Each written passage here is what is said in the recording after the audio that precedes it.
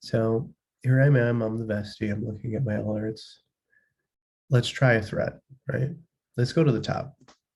So this guy says, so I'm talking to this girl who lives in Ohio. Problem. We just started talking about 3 weeks ago. She recently broke up with her boyfriend. However, we were talking while she was still with him. That's a red flag.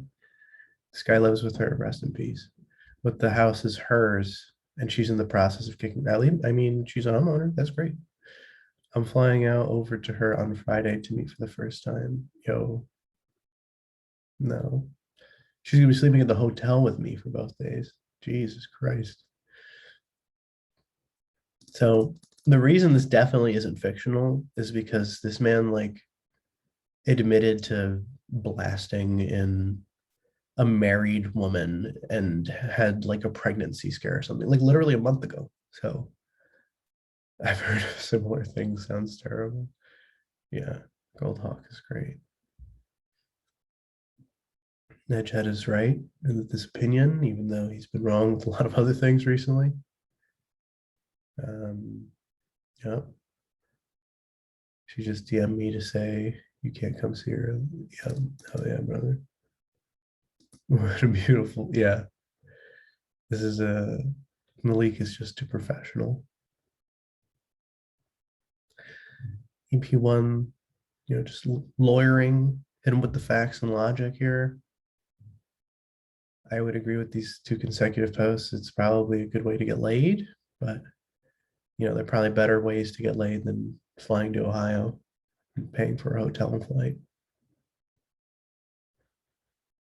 Yeah, that's where I'm at. Yeah. All right, what else we got here? Um, this ridiculous thread. He's a corporate lawyer at Latham and Watkins. Like, I don't even know what the fucking law firm is. It's just a bunch of guys sitting in suits, like writing things about how like bad things are legal or something. Right. And he's also like I found they're like some corporate bullshit. Well, I'm sure they have friends. I don't know about doing the Lord's work. I mean, the woman seemed perfectly kind or something. Yeah, I mean, I'm not gonna go out and say if only she'd shot the husband, but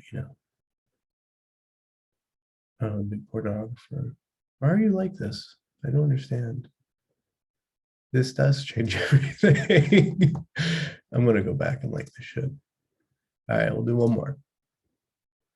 Right.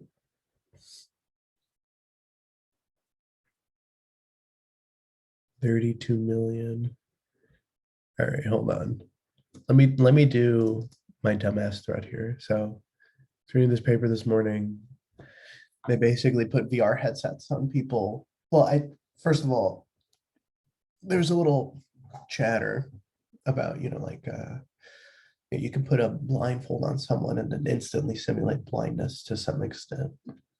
Just not at face value. So what would it be like to simulate other mental illnesses? Someone had written a study where they put a VR headset on someone and mess with the FOV settings and whatnot. And they have patients or participants rate all these different things on different scales. But my initial intention with this thread was to say this is probably like the future of torture. Like they're gonna use this instead of physically hurting people. But so yeah, I'd do it for like a couple hours. I mean, this is like the most obvious response. This guy is completely insane. And my imagined the way he looks, I imagined to be just like his icon. The human mind is amazing. You can get used to visual. That's because you're always drunk. That's the visual distortion you've accommodated to. What if I'm already diagnosed? This is too serious. No, thank you. All right, one more. We'll do a little refresh.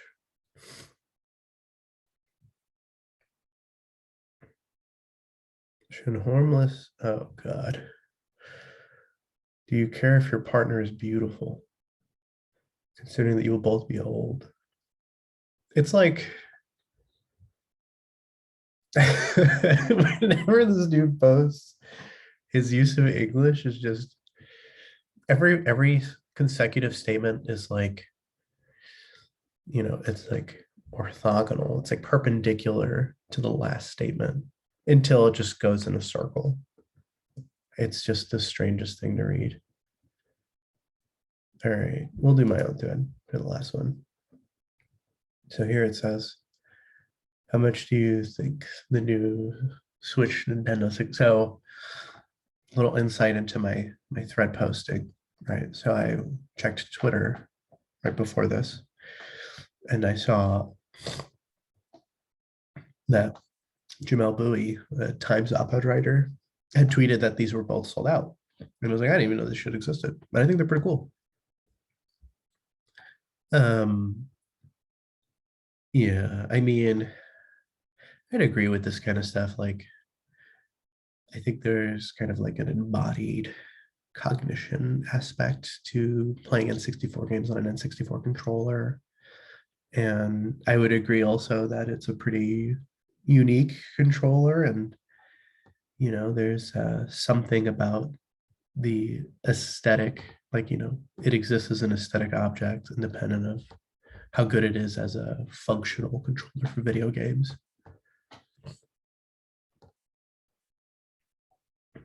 All right, let's wrap it up.